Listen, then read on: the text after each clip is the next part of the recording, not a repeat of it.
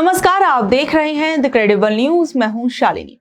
क्या BJP party के लिए बैलेट पेपर से चुनाव जीत पाना इतना ज्यादा मुश्किल है कि बीजेपी पार्टी अपनी जमानत भी ना बचा पाए? पंजाब के नगर निकाय चुनावों के नतीजे आ गए हैं और इसने राज्य की राजनीति में तहलका मचा दिया है। इन चुनावों में एक तरफ जहां आम आदमी पार्टी ने एक तरफा जीत हासिल की, वहीं बीजेपी पार्टी को अब तक की सबसे बड़ी हार इन चुनावों के अंदर वो झेलनी पड़ी है। और आप कह सकते हैं कि एक बड़ा झटका जो है वो बीजेपी जैसी पार्टी को लगा है। सबसे बड़ी बात, इन्हीं नगर निकाय चुनावों में बीजेपी पार्टी बैलेट पेपर से चुनाव कराने के भयंकर विरोध में थी और इस मामले में काफी ज्यादा बवाल हुआ था। मामला सुप्रीम कोर्ट तक भी पहुंच गया था। वहां क्या कुछ हुआ था वो तो मैं आपको बताऊंगी, लेकिन अभी आप ये सबसे पहले जान लीजिए कि इस पूरे चुनाव के अंदर सबसे हैरान करने वाली तस्वीर ये थी कि बीजेपी के 1142 उम्मीदवारों की जमानत जब्त हो गई थी। इसका मतलब है कि उन्हें अपनी सीट पर कुल वोटों का एक छोटा सा हिस्सा भी नसीब नहीं हुआ। 48 प्रमुख शहरी निकायों में से 34 पर आम आदमी पार्टी ने अच्छी परफॉर्मेंस दी। चुनाव के आंकड़ों को देखें तो अब तक के नतीजों में आम आदमी पार्टी ने 670 से ज्यादा सीटों पर कब्जा किया, जबकि कांग्रेस और अकाली दल जो थे उनका परफॉर्मेंस ज्यादा अच्छा रहा नहीं। मुख्यमंत्री के अपने इलाके में विपक्षी दलों का सुपड़ा ही साफ हो गया। आम आदमी पार्टी ने 21 में से 20 सीटें जीती, जबकि कांग्रेस पार्टी के बड़े नेताओं के गढ़ माने जाने वाले इलाके में भी आम आदमी पार्टी ने बड़ी बढ़त बनाई। और अब लेकिन इन तमाम चीजों के बीच जो झटका बीजेपी पार्टी को लगा है वो अपने आप में आने वाले पंजाब के विधानसभा चुनावों को लेकर बीजेपी के लिए एक आप वार्निंग वाला साइन समझ सकते हैं। इन चुनावों में जीत की चर्चा इसलिए भी ज्यादा है क्योंकि ये चुनाव बैलेट पेपर से हुए, जिसे लेकर अब तक विपक्षी दल जो है वो बीजेपी पर तंज कस रहे हैं कि भैया आप बैलेट पेपर से जब चुनाव हुए तो आपकी असली हकीकत सामने आ गई और आप अपनी जमानत तक नहीं बचा पाए। आम आदमी पार्टी के नेताओं का कहना है कि जनता ने उनकी मुफ्त बिजली, अच्छी शिक्षा और मोहल्ला क्लिनिक जैसी फैसिलिटीज पर मोहर लगाई और उन्होंने बीजेपी को ईडी पार्टी कहते हुए तंज कसा कि जो लोग सरकारी एजेंसियों के दम पर सरकारें बनाना चाहते हैं उन्हें पंजाब की जनता ने लोकतंत्र की असली ताकत दिखा दी।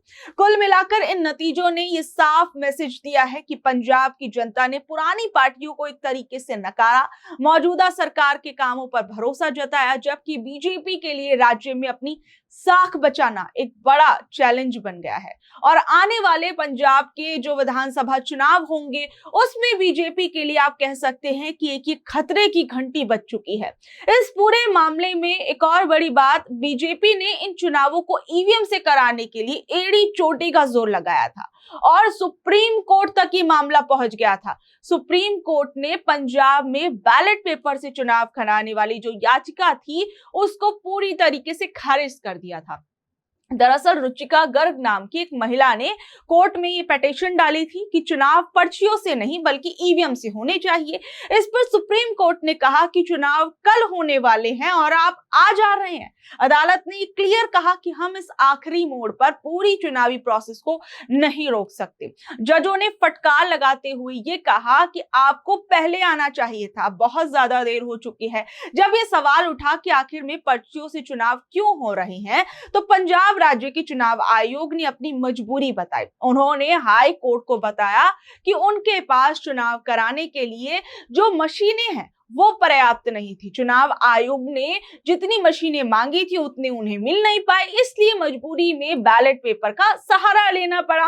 याचिकाकर्ताओं के वकील ने दलील दी कि बड़े चुनावों में ईवीएम ही मुख्य तरीका होना चाहिए, लेकिन कोर्ट ने इस पर कोई राहत देने से मना कर दिया। एक तरीके से आप कह सकते हैं कि जो पंजाब के अंदर जो आयोग था उसको प्रॉपर मशीनें नहीं मिल पाई थी, जबकि उन्होंने मांग की थी और जिसके चलते बैलेट पेपर से चुनाव कराने पड़े। लेकिन इन बैलेट पेपर्स के अंदर एक हकीकत निकलकर सामने आई कि किस तरीके से बीजेपी के कैंडिडेट्स जो थे वो जमानत तक अपनी नहीं बचा पाए, वो भी जब्त हो गए। और यहां तक कि जो पिटीशन कोर्ट के अंदर डाली गई थी उसमें यह भी कहा गया था कि चुनाव की निगरानी के लिए बाहर से किसी ऑब्जर्वर को भेजा जाए, लेकिन कोर्ट ने यह मांग साफ तौर पर ठुकरा दी थी। अदालत ने यह कहा था कि बार बार चुनाव के बीच में दखल देना बिल्कुल ठीक नहीं है और चीफ जस्टिस सूर्यकांत और उनकी बेंच ने साफ कह दिया था कि चुनाव अब तक तय कार्यक्रम के अनुसार बैलेट पेपर से ही होंगे और कोर्ट ने याचिकाकर्ता से कहा कि आपको पता था कि चुनाव होने वाले हैं तो आप अधिसूचना जारी होने का इंतजार क्यों कर रहे थे।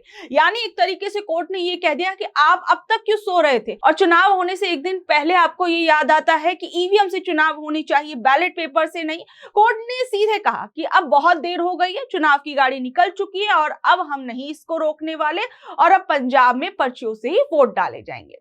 देखिए, चुनावी धांधली, चुनावी गड़बड़ियां या बैलेट पेपर से चुनाव कराना, इन तमाम चीजों को लेकर विपक्ष लगातार सवाल उठाता हुआ आया है कि आप देश के अंदर बैलेट पेपर से चुनाव कराइए, ईवीएम के अंदर जम के धांधली बाजी जो है वो होती है। लेकिन आपको याद होगा कि इसी पंजाब के अंदर साल 2024 के अंदर चंडीगढ़ मेयर चुनाव था और वहां पर उस वक्त जो उस मेयर इलेक्शन के अंदर जो कुछ हुआ था वो शायद ही भारत के इतिहास में इससे पहले हुआ होगा और ये किसी फिल्म की कहानी जैसे लग रहा था। और इसे समझने के लिए आप कह सकते हैं कि यहाँ पर जो चुनावों की चोरी की गई थी वो पूरी तरीके से कैमरे के आगे की गई थी।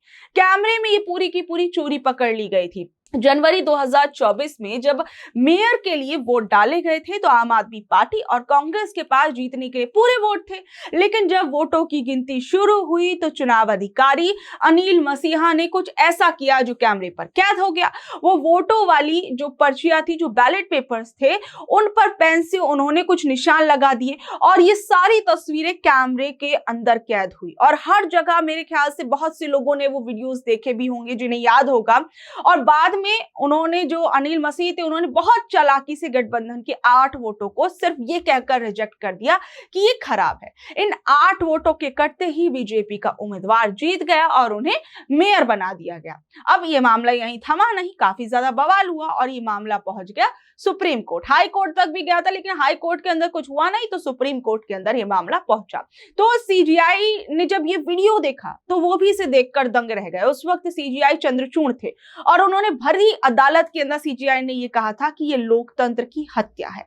कोर्ट ने उन सभी पर्चियों को खुद मंगवाया और चेक किया और जब पूरी जांच हुई तो ये पता चला कि वो 8 वोट जो थे बिल्कुल सही थे। बस चुनाव अधिकारी ने उन पर जानबूझकर निशान लगाए थे ताकि उन्हें गिनती से ही बाहर कर दिया जाए। सुप्रीम कोर्ट ने इस धांधली को बर्दाश्त नहीं किया और एक ऐतिहासिक फैसला दिया। कोर्ट ने बीजेपी की जीत को तुरंत रद्द कर दिया था और बिना दोबारा चुनाव कराए आम आदमी पार्टी के कैंडिडेट को विजेता घोषित कर दिया था। इस घटना ने पूरे देश को हिला दिया था कि आखिर में चुनाव अधिकारी खुले आम कैमरे के आगे जो है वो विपक्ष की वोट काटने का काम कर रहा था।